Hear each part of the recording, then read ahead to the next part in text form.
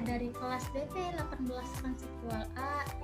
Di sini saya akan mempresentasikan hasil laporan penelitian kelompok 5 mata kuliah entrepreneurship dengan judul pot tanaman hias sebagai solusi pengelolaan limbah sabut kelapa. Saya akan menjelaskan latar belakang mengapa kami mengangkat bahasan serabut kelapa.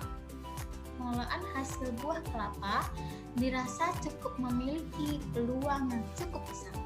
Pada umumnya, industri pengolahan buah kelapa masih terfokus pada pengolahan hasil daging buah, sedangkan industri yang mengolah hasil limbah buah seperti air, sabut, dan tempurung kelapa diolah secara terpisah menggunakan teknik tradisional. Seperti halnya pada kota Medan, tepatnya di Pasar Beruang yang bertempatkan di Jalan Kos Cokroaminoto, nomor 109 Handaukulu 1, Kecamatan Medan Kota, Sumatera Utara. Dengan luas pasar yang masyarakat pasarnya juga merupakan hasil salah satu pengolah kelapa.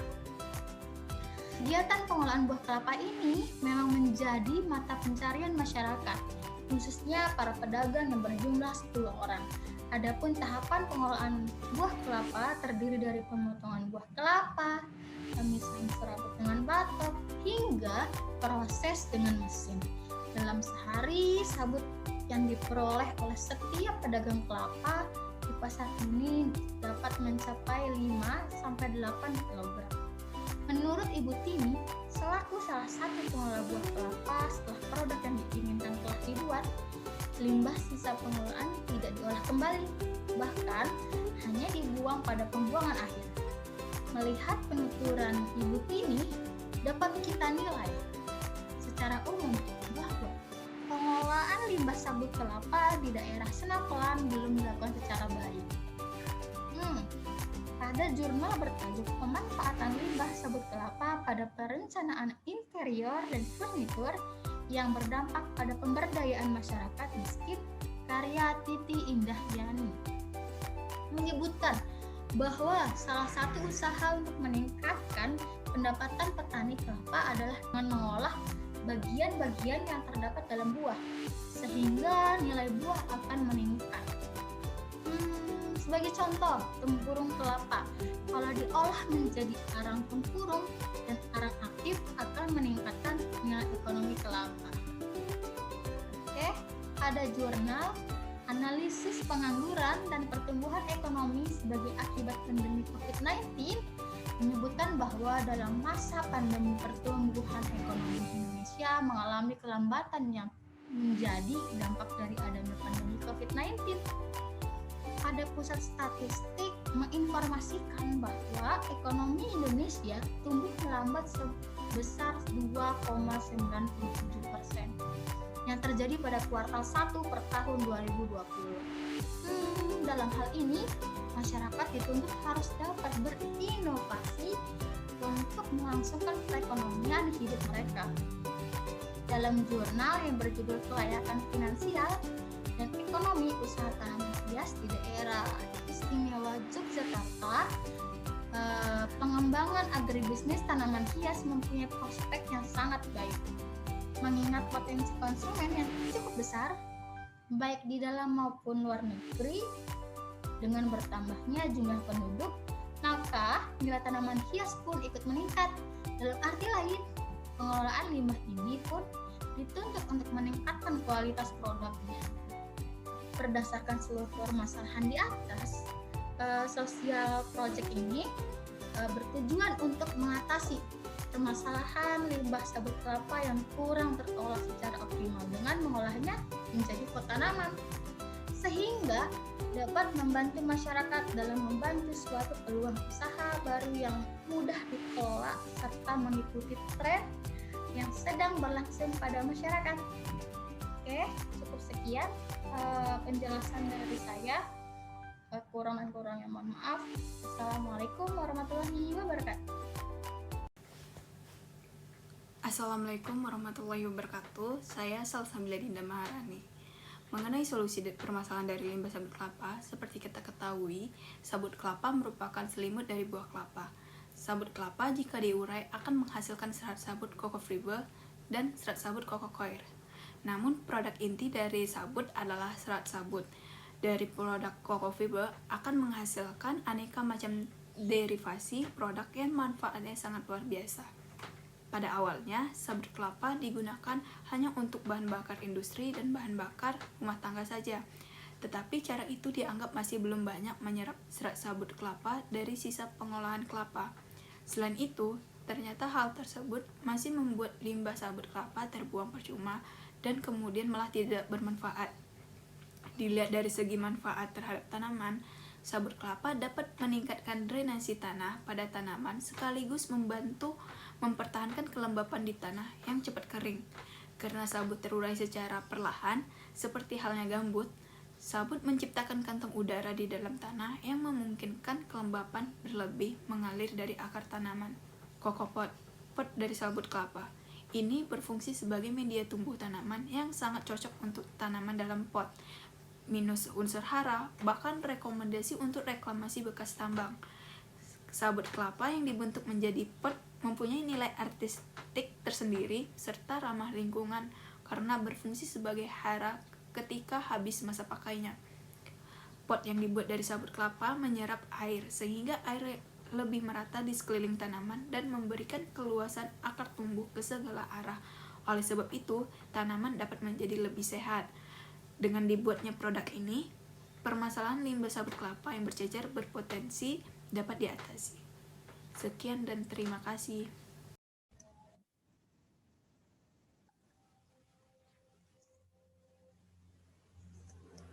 Assalamualaikum warahmatullahi wabarakatuh. Saya Dina Farah Nabila. Kali ini saya akan menjelaskan materi mengenai informasi limbah dan lokasi pengabdian masyarakat.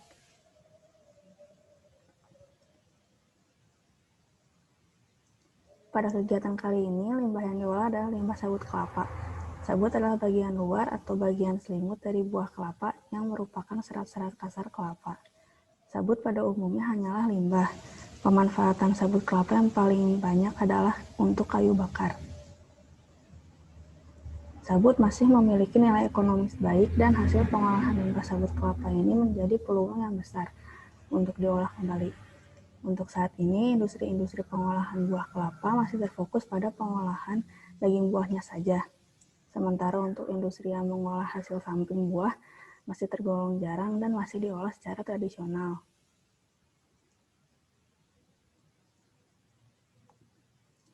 Untuk implementasi pengabdian masyarakat kali ini, salah satu lokasi tempat pengolahan kelapa yang dipilih yaitu berada di Kota Medan, tepatnya di Pasar Beruang yang bertempatkan di Jalan Hos Cokro Aminoto, nomor 109, Pandau Hulu 1, Kecamatan Medan Kota, Sumatera Utara. Masyarakat pasarnya merupakan salah satu pengolah kelapa.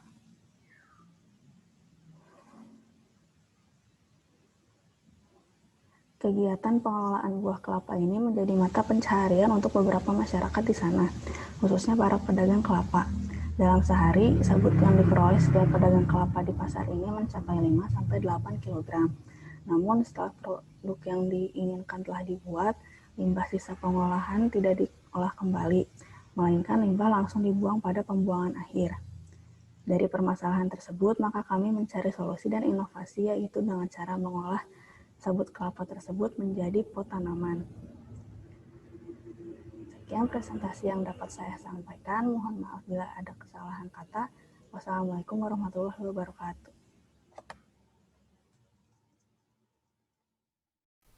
Halo, nama saya Tasyanata Wijaya dari jurusan S1 Desain Produk Telkom University.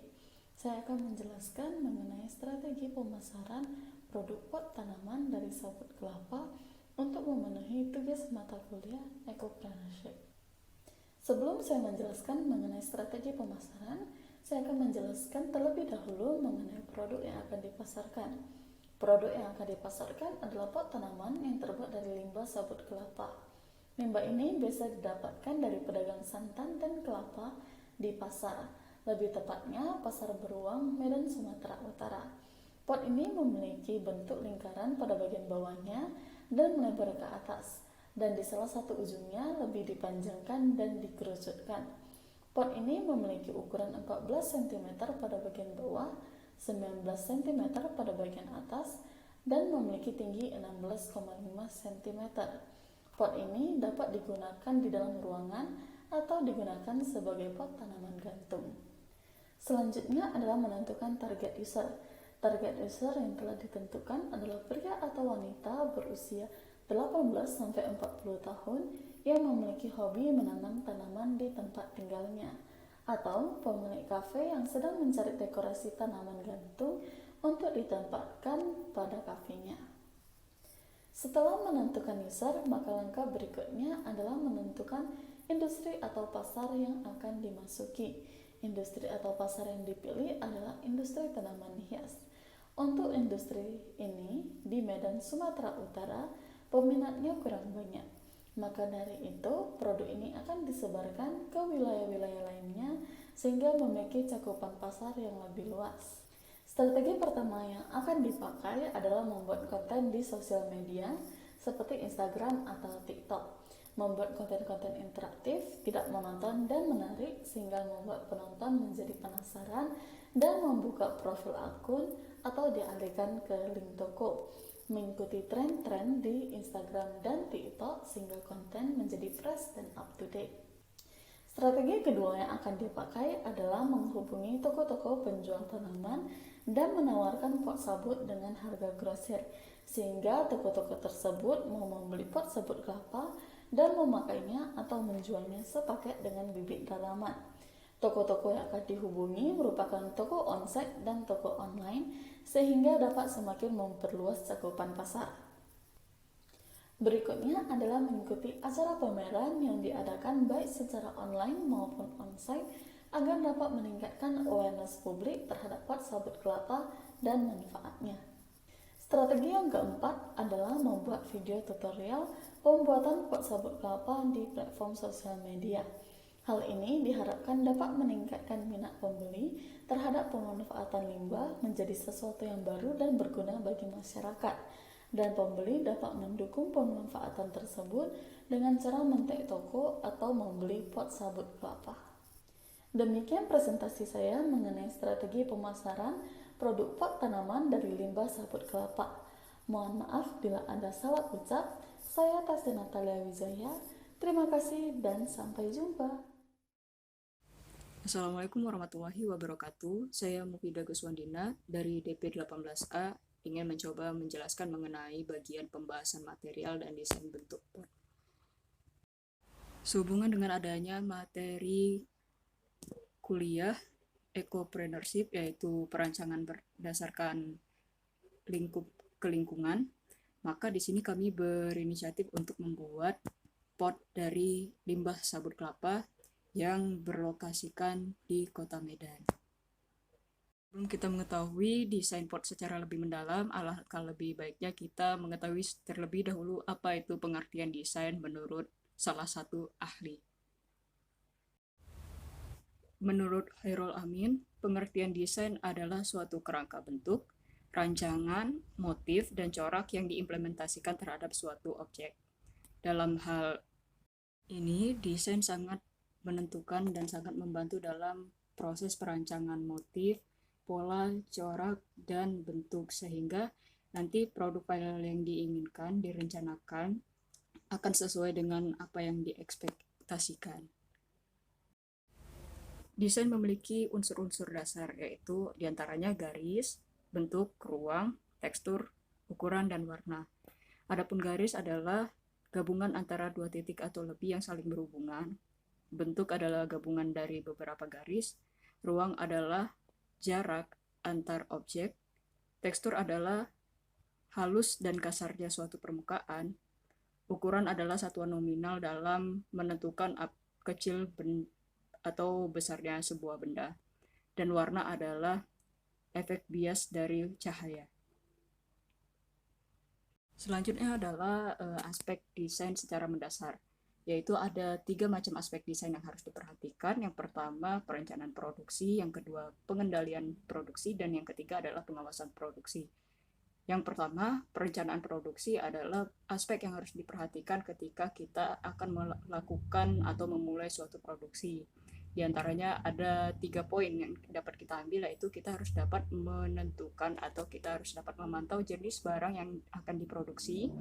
Yang kedua adalah kualitas barang dan jumlah barang yang akan kita produksi. Dan yang ketiga bahan baku dan pengendalian produksi. Yang kedua adalah proses pengendalian produksi. Di antaranya prosesnya adalah menyusun perencanaan kerja, yang kedua membuat penjadwalan kerja, dan yang ketiga menentukan target pemasaran. Dalam pengendalian produksi ini pada umumnya dilakukan ketika proses produksi sedang berjalan. Nah, yang ketiga ada pengawasan produksi, yaitu adanya penetapan kualitas, menetapkan standar barangnya, dan yang ketiga memastikan pelaksanaan produksi tepat waktu. Jadi untuk pengawasan produksi ini dilakukan setiap saat ketika hendak melakukan proses produksi sehingga meminimalisir kendala yang akan terjadi. Berikut adalah aspek desain yang ada dalam produk kami, yaitu pot sabut kelapa. Adapun pot sabut kelapa ini bermaterialkan dari sabut kelapa dan juga adanya kawat hijau. Nah, fungsi kawat hijau di sini adalah untuk memberikan bentuk pada pot sabut kelapa sehingga bentuk yang akan dihasilkan nanti menjadi lebih kokoh dan lebih dapat mudah diatur. Dan untuk ukurannya sendiri, yaitu memiliki diameter dalam 14 cm, diameter luar 19 cm, dengan tinggi 16,5 cm. Untuk desain final, kami masih menggunakan dasar aspek desain yang sudah pernah diproduksi sebelumnya, yaitu menggunakan sabut kelapa dan juga kawat hijau. Akan tetapi di sini dalam bentuknya sedikit diubah dan sedikit dikembangkan, disesuaikan dengan fungsinya, yaitu dengan memberikan tinggi yang lebih pada bagian belakang dan juga menggunakan hanger untuk menggantung. Pada produk sebelumnya, produk pot ini hanya diletakkan di atas tanah, maka dengan meredesain sedikit unsur bentuk yang ada pada pot, produk ini juga bisa dijadikan sebagai pot gantung. Demikianlah pembahasan desain dan bentuk dari pot sabut kelapa. Semoga sedikit ilmu yang disampaikan pada presentasi ini dapat bermanfaat bagi kita semua. Saya akhiri dengan wassalamualaikum warahmatullahi wabarakatuh. Assalamualaikum warahmatullahi wabarakatuh. Saya Amalian Risma, saya dari Bekasi. Di sini saya dari kelompok 5 akan menjelaskan atau membahas bagaimana cara membuat pot dari sabut kelapa. Pertama-tama saya ingin menjelaskan bahwa pot di sini itu banyak variasi bentuknya. Namun di sini saya hanya akan menjelaskan bagaimana cara membuat pot dari ukuran atau bentuk yang paling dasar sehingga mudah dipahami. Yang pertama-tama kita siapkan dulu bahannya seperti gunting, kawat ram, garis, dan sabut kelapa. Kemudian cara kedua, kita ukur terlebih dahulu kawat ramnya. Misal kita ingin membuat pot berdiameter 12 cm, maka kita butuh untuk bagian luarnya itu sekitar 48 cm dan tingginya misal kita ambil 18 cm. 18 cm itu nantinya pot di hasilnya itu nanti akan berukuran 15 cm karena bagian 3 cm di bawahnya akan digunakan sebagai rekan untuk penghubung antar bagian kawat bagian atas dan alasnya. Setelah diukur kemudian kita potong bagian-bagian seperti bagian luarnya, bagian dalam, dan bagian alasnya kita potong. Kemudian yang keempat adalah kita mulai penyambungannya. Pertama-tama kita buat silinder bagian dalamnya, pot bagian dalamnya akan kita bentuk kawatnya membentuk silinder, kemudian di ujungnya itu digunting agar kawat bagian ujungnya itu kosong, dan itu akan sebagai penghubung atau sebagai untuk alat pengait dari ujung bagian kawat, ujung yang satu dengan ujung yang lainnya itu untuk disambungkan. Jadi di sini kita tidak perlu menggunakan lem dan semacamnya, hanya dengan menggunakan kawat itu kita bisa menghubungkan kawat yang ujung dengan kawat yang lainnya. Kemudian kita lakukan hal yang sama dengan kawat bagian luarnya juga. Kemudian ketika kawat bagian luar dan dalam sudah jadi, ujung kawat bagian luar dan bagian dalam saling dihubungkan lagi menggunakan kawat sebagai pengait, dan setelah sudah terhubung kita sambungkan lagi bagian alasnya. Kawat bagian alas itu berbentuk lingkaran dengan diameter yang kita sudah tentukan tadi di awal, kemudian dihubungkan lagi seperti cara pertama dengan kawat bagian luar itu dilebihkan 3 cm yang tadi untuk sebagai lekukan, kemudian agar mudah untuk menyambungkannya. Kemudian setelah rangka potnya sudah jadi, masukkan sabut kelapa di bagian bawahnya terlebih dahulu. Setelah dimasukkan sabut kelapa secukupnya, lalu kita pasang lagi bagian alas kawat satunya lagi, karena itu 2 lapis kawat sebagai penutup, kemudian dikaitkan seperti cara di awal dikaitkan. Setelah sudah saling dihubungkan dengan kawat bagian sisi silindernya yang sudah terhubung, tinggal isi sabut kelapa di bagian sisi-sisinya.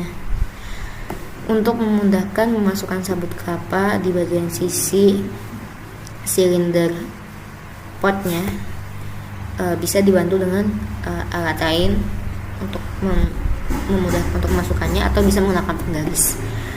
Setelah sudah terangkai, tinggal dipotong sabut-sabut kelapanya, dirapikan agar terlihat lebih rapi susunan sabut kelapanya menggunakan gunting. Nah, sekian penjelasan saya tentang cara membuat pot dari sabut kelapa. Terima kasih.